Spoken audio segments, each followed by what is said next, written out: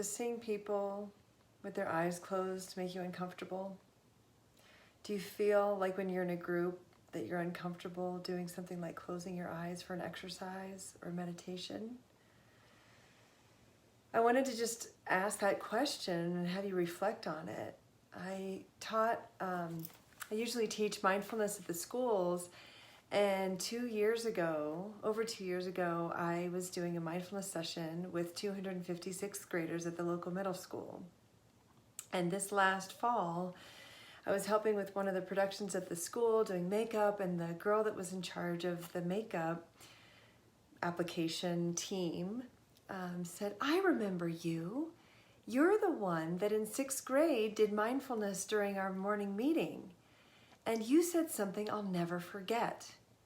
You said, if you're uncomfortable closing your eyes because you think somebody's going to laugh at you or make fun of you, close your eyes." And I did. And I've done that for every morning meeting where they've asked us to close our eyes since. And that just really spoke to me, like what I'm saying is resonating with some of these teenagers and young kids, and it's just a thing. I know some people are uncomfortable closing their eyes. Some people don't feel safe closing their eyes, and that is okay. In that case, if you're going to do a mindfulness practice, you can just gaze down at one spot and just have your eyes relaxed enough to blink. And if you'd like to explore that a little further, you can watch my video on mindful seeing in the Morning Mindfulness video series. But today I'd like to read you a story, not related to closing your eyes, but just go ahead and listen, and then we'll do a 2-minute breathing exercise. This is called The Quails and the Hunter. Relax, be very still, and listen. Listen carefully to this tale about a flock of quails who lived happily in the leafy hedgerows and woods. That is, until one day when a hunter came along. Do you want to know what happened? Let's see if we can find out. Now, the hunter was a clever man who made his living from catching quails. He would hide behind a hedgerow and imitate the quail's call, and they would answer him. When a good number of birds gathered together nearby, he would throw a net over them and catch them. Then he would take some home to his wife to cook and sell the rest at market for a good price. The quails were led by a wise old bird called Tut-Tut, who decided that something had to be done about the hunter. He realized that to protect his flock, he would have to outsmart the hunter, so he devised a plan. One morning, he called the quails together. Every day the hunter lures more of us into his trap. Soon, none of us will be left. We must do something to protect ourselves. I have a plan. If we work together, we can escape him and his wicked net. The next time the hunter catches any of us, we must all fly up together from the ground when I give the call. That way, we'll be able to lift the net and get away.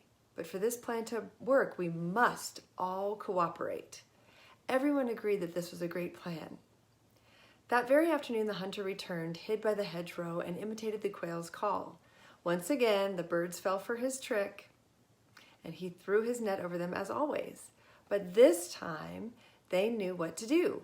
As soon as they heard Tut-Tut's signal, they all flapped their wings as hard as they could until they rose up into the air. The plan had worked. Their combined strength had lifted the net, which they then dropped into a large prickly thorn bush.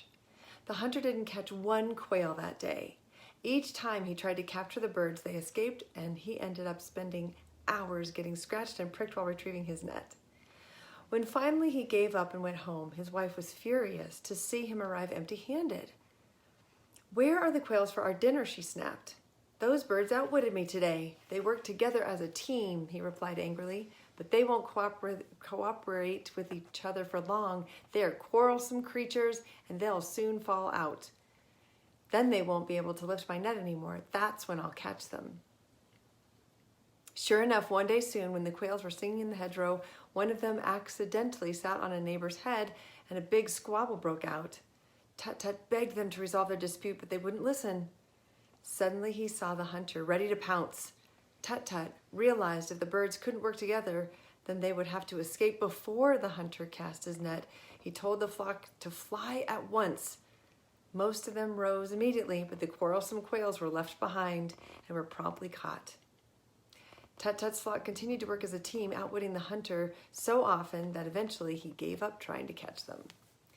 It can be tempting to go our own way rather than work together with others. A wise person knows that they can achieve much more as part of a team than on their own. It's very relevant with what we're dealing right now, just in general. We're all humans on this planet. We all have to work together to improve our climate and to be kind to each other. So go ahead and, as you reflect on that story, turn your mindful bodies on, heavy from the waist down, light from the waist up, nice straight spine, and close your eyes. And today I'd just like you to focus on breathing in and out evenly. 5 counts in, 5 counts out. Breathing in, 2, 3, 4, 5, and out 5, 4, 3, 2, 1, and in. And out. Just let it go. Reflecting on that story. Thinking about maybe situations where you haven't wanted to work together with a group and what the result was. And maybe think of a time when you've worked as part of a group, as part of a team, when you just felt that synergy of everyone working together and how magical it is. And just keep breathing, letting your shoulders relax.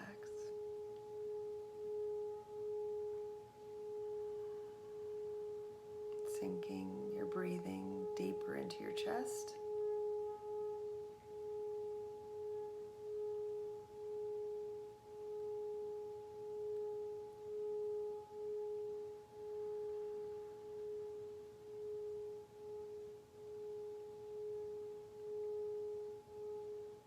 Maybe as you're thinking of a time when you worked well with others and it just was like magic, you can bring a little smile to your face.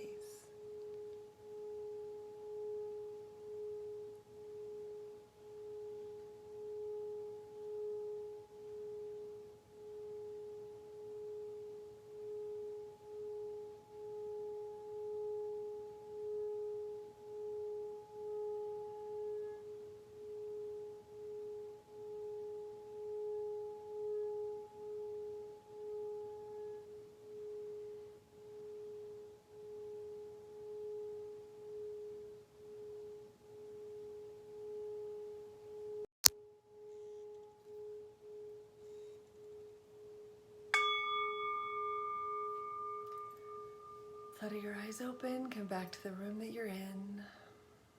See if you feel more relaxed. Did you let your glitter settle today? This is Liz Rutledge with Sustainable3 with your morning mindfulness exercise. I hope you enjoyed it. If you haven't already, please subscribe and check out my other videos. And be sure to turn on the little notifications so you know when the next video is available on Facebook. I hope you're enjoying these daily mindfulness exercises. Thanks for watching.